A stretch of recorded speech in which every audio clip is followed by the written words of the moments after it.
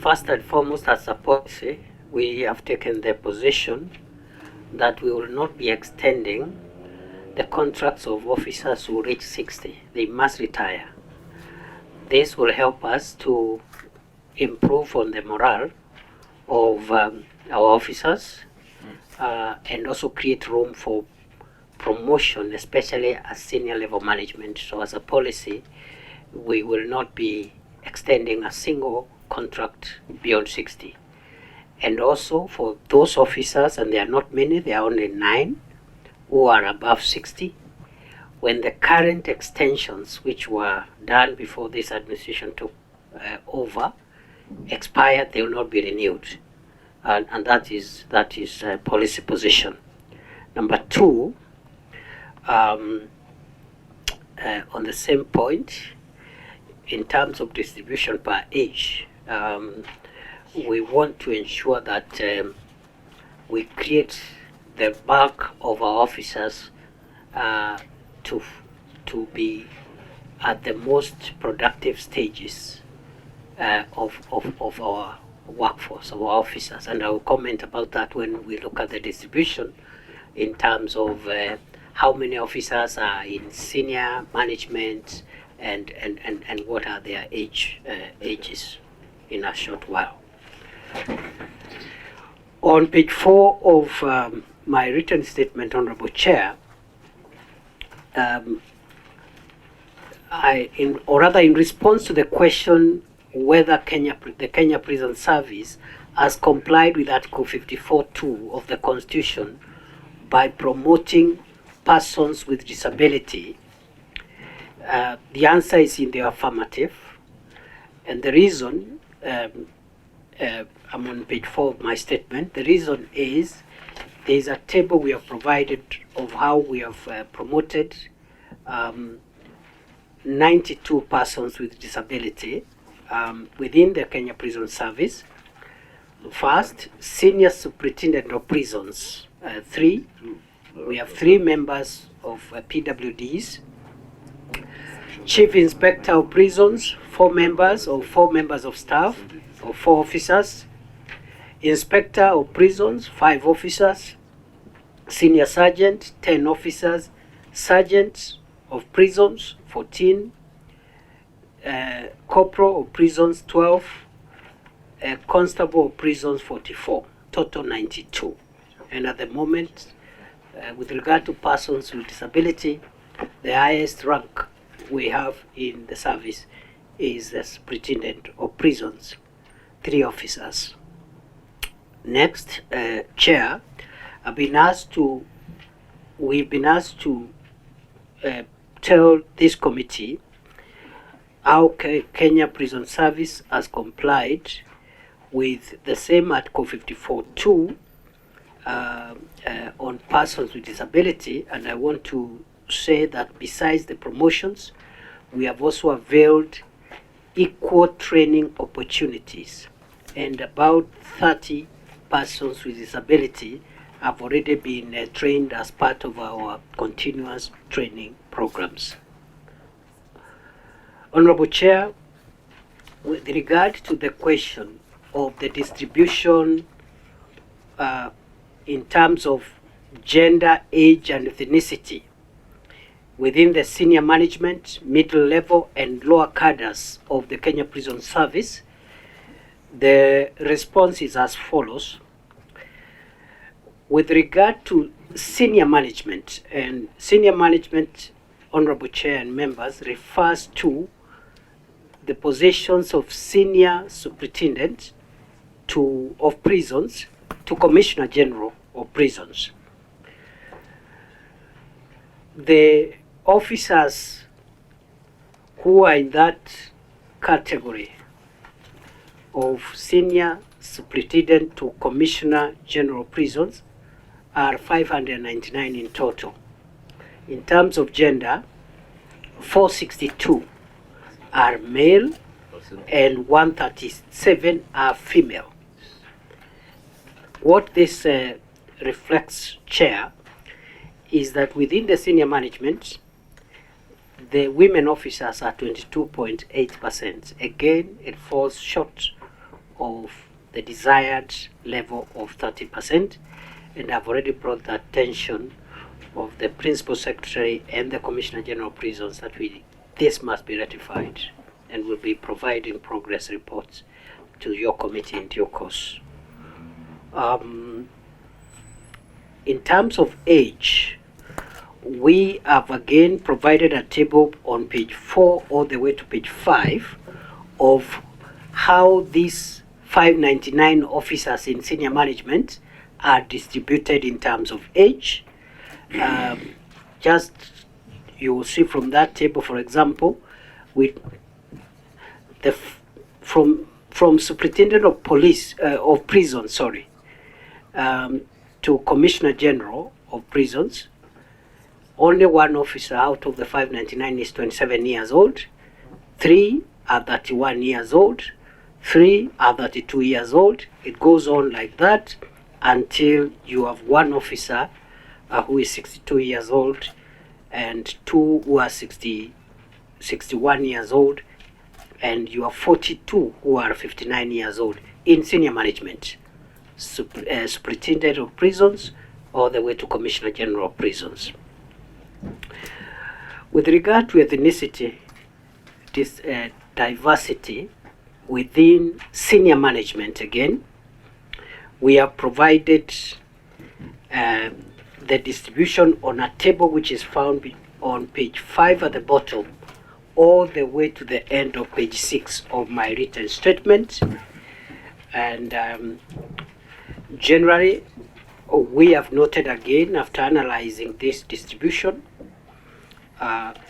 we have work to do to ensure that we do not have any single ethnicity with the disproportionate composition of senior management within the Kenya Prison Service, and the figures are there.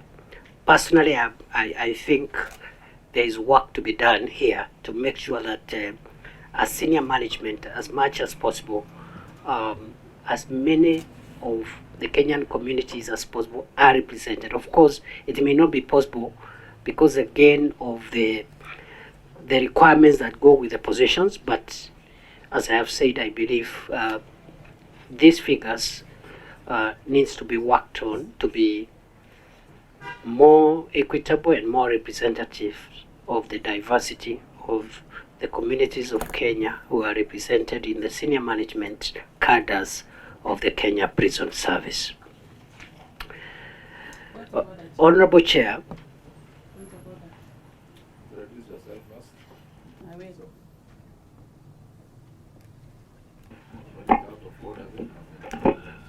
Chair, sorry for coming late. I'm Liz Chelule, County MP from Nakuru and the Vice Chair for this committee. Much as I want to appreciate the presentation that is being done by the CS and even appreciate the various tables that he has provided, but the provision of a column of percentages is not provided, and I've heard him mention about percentages. Chair, I'm concerned about the one column that is missing, the column of percentages. Thank you, Chair. Okay. At the end of the exercise, we shall ask them to provide all percentages. Chair, to be fair, Let him introduce himself also. Honorable Yusuf, introduce yourself. Good morning. I apologize for coming late. My name is Yusuf Hassan. I am the MP for Kamkunji, Nairobi County, Okay. and a member of this committee. Waziri, endelea. Chair, to be fair on ourselves, the questions did not ask us to give percentages. Just say distribution. Percentage is my own mathematics, and I am allowed to do mathematics unless I am prohibited. No, I think, Waziri, that's okay, but the Constitution says most of these things in terms of percentages. When it talks of disability, 5%. When it talks of women, 30%. So we automatically thought that since you are being asked this, you'll also provide percentages. But since our question did not directly ask for percentages, we shall ask your team later to work on it. But for the time being, we continue.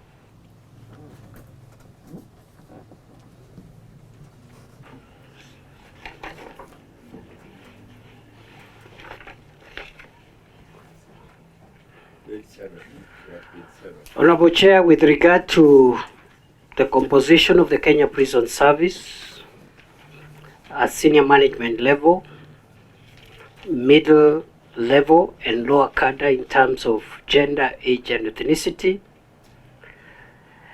And here, I think I've already given the 462 male, 137 female, 599. And the women, the female is at 22.8%.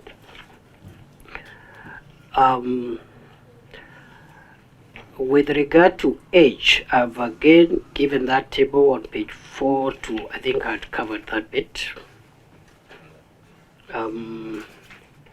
Ethnicity I'd covered on page 5 all the way to 6.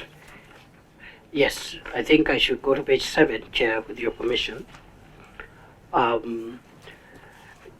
Middle level management. Middle level management, Chair and members, refer to the ranks between Inspector of Prisons and Chief Inspector. That's what we consider middle level management. And here we have a total of 1,673 officers, out of which 1,251 are male and 422 are female. The female gender in that band is 25.2%.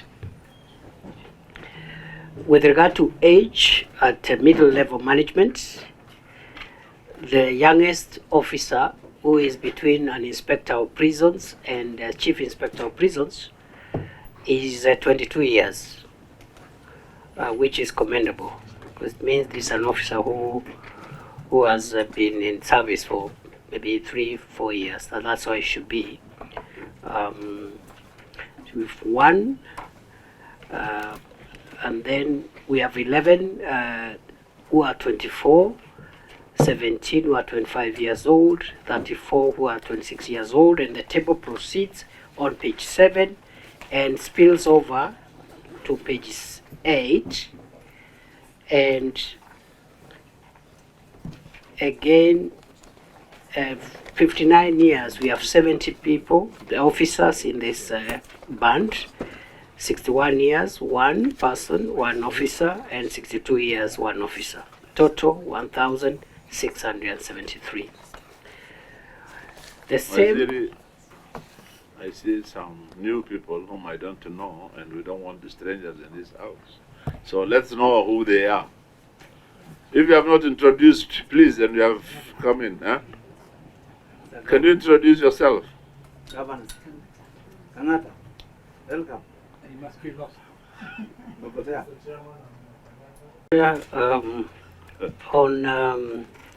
On the issue of middle level management, distribution in terms of ethnicity, the table is provided on page 8. It goes all the way to the middle of page 9, and we have provided the diversity of the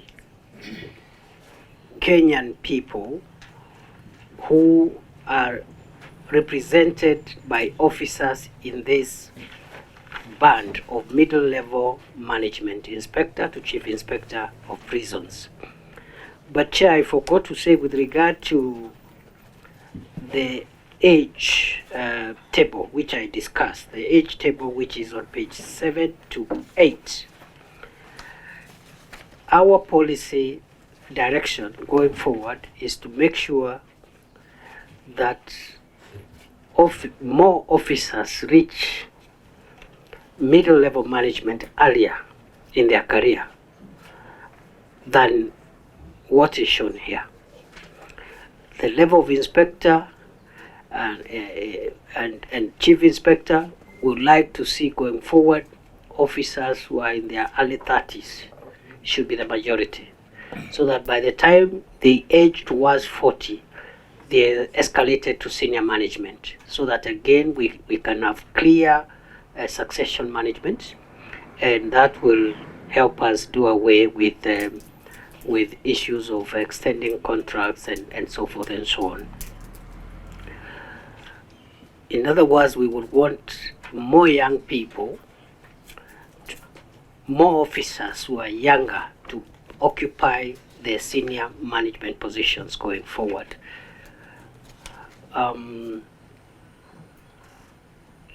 The next matter is junior level. These are prison constables to senior sergeant ranks. I'm on page 9 at the bottom. We have a total, the bulk of our officers actually are in the junior level. As I said, we have a total of 31,000 approximately. But 28,000 of these 38,000 are in this junior level. And for us as a ministry, this is something we need to address also, because that number is inordinately large. Recently, we carried out some promotions. That's what has even helped a bit, because for a long time, for many years, promotions had been stagnated. And I want to thank both the PS and the Commissioner General for that exercise that took place, I think, some 2-3 months ago. Within that junior level, we have a total of 28,955 officers. The male are 22,165. The female are 6,790. And clearly we have fallen again below the threshold. In terms of age, the distribution of these officers at junior level is provided for in the table that starts at the bottom of page 9 and spills over to page 10 and ends on page 11 at the top. And the distribution there, the youngest officer is 19 years, we have 2 officers, and then 20 years we have 72 officers, 21 years we have 194 officers, and so on and so on. With regard to ethnicity, distribution by ethnicity of junior level ranks of our officers, the table on page 11 gives the numbers, and it ends at the middle of page 11.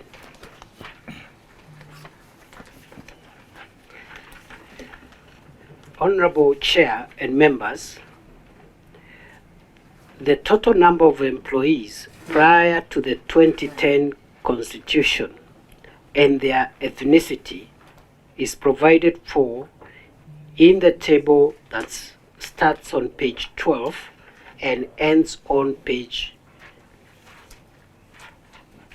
13, and the total number before the coming into force of the current Constitution was 20,847. This means that within the last 13 years, that number has escalated to the current 31,000 from 20,847. Honorable Chair and members, we've also been asked to state the total number of officers recruited in the last 3 recruitments and their distribution in terms of gender, age, and ethnicity. And that information is provided for in the table that starts, the tables that start on page 13 at the bottom, of the officers recruited in the last 3 intakes or recruitments. A total of 7,167 officers have been recruited, out of which 5,036 are male and 2,125 are female. In terms of age, Chair and members, the distribution of those 7,161 officers is provided there, And what I can note there from that table is that the oldest recruit was 34 years, where we had 21 officers. And I think this also includes not just the servicemen, but also the other, like specialists. We have specialist officers of very various professions who require, and also even graduates, cadets who require to have gone to university and even with some experience. So the oldest is 34 years, 21 officers. The rest of the distribution in terms of age is provided there. The 23, 24 years seem to have been, like the majority. In terms of the ethnicity, the table is on page 14, and it goes all the way to page 15.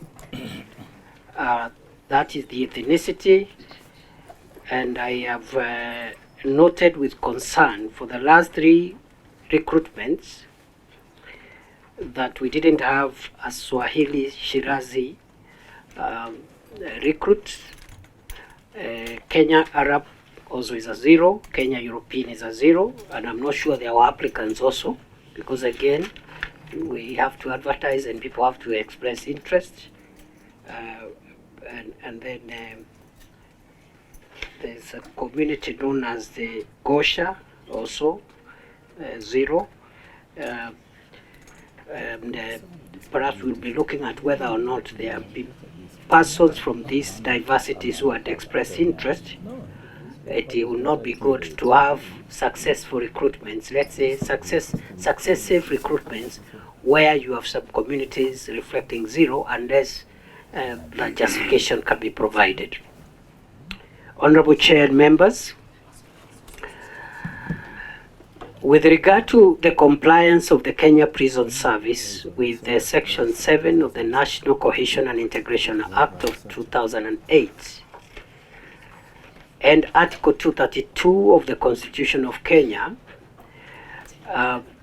we state as follows: A, that that is on page 17, Honorable Chair, page 17, I'm sorry.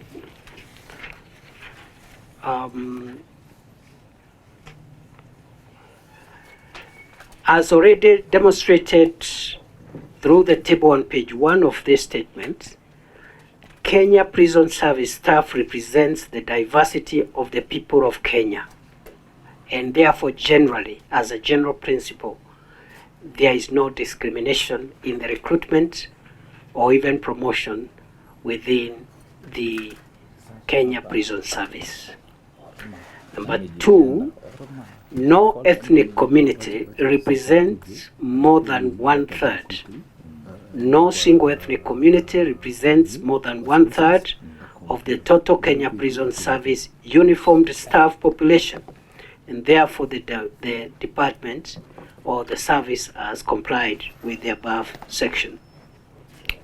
Number 3, for fair dispensation of disciplinary cases, the service has constituted the Prison's Human Resource Advisory Committee, which deliberates on all staff matters, and this committee uses or is guided by the Human Resource Policy of the Ministry or of the Government of 2016, and the Public Service Commission Disciplinary Manual, Standing Orders, and of course the Prisons Act Cap 90, which is the enabling law. Honorable Chair and members, what efforts have we made to enhance our compliance with the law? 1, strict recruitment policy. And all recruitment is done at sub-county level. And the reason why recruitment is done at sub-county level is for us to ensure that no community or even sub-community is omitted. Because within a sub-county, you can map out the diversity issues easily, as opposed to whether if you are dealing with a county or even a cluster of counties. So we make sure that the recruitment takes place at all gazetted sub-counties of the Republic of Kenya to ensure that we get every diversity considered for recruitment. Number two, in areas where academic requirements are not met, and we have had areas where, because of historical issues, we have not had academically qualified recruits. So what we've been doing is to engage with the Public Service Commission for waiver of some of the requirements on the basis of the affirmative action requirements of our Constitution. So that the fact that a community or an area cannot produce people who meet the general standards for reasons which are justifiable, our Constitution allows us to apply affirmative action.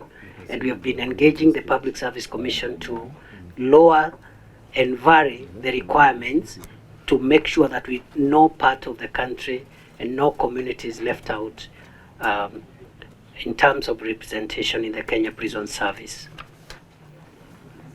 And finally, advertisements on recruitment, we make sure is highly publicized in both print and electronic media. And normally we provide a notice of not less than 21 days. We publish it in advance to make sure that people know there is recruitment and nobody hears that a recruitment occurred last month or last week and there was no notice.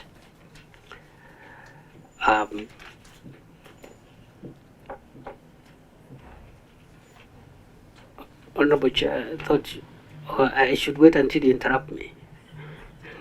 No, I just saw some guests. Just, there's a member who needs to introduce himself.